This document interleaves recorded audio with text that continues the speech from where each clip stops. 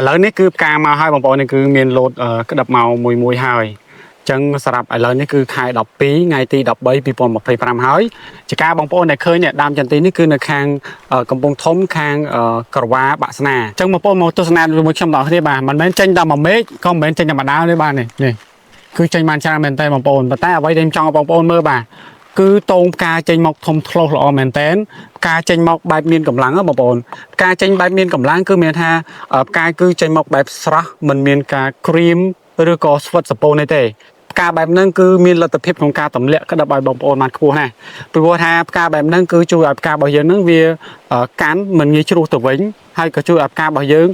បង្កាត់លំអងទម្លាក់ទៅជាក្តាប់បានល្អដូចគ្នាអញ្ចឹងសម្រាប់ម្ចាស់ចការនៅខាងកំពង់ធំហ្នឹងក៏គាត់បានប្រើជាមួយនឹងឈុតពីរមុខនេះដែលមានទី1ហ្នឹងគឺតោទាញផ្កាបូកជាមួយនឹងតោអាចារ្យ101សម្រាប់មួយឈុតពីរមុខហ្នឹងលីទឹក1000លីត្រអញ្ចឹងពុកម៉ែបងប្អូនដែលមកដល់ខែនេះហើយចន្ទទីចាប់ផ្ដើម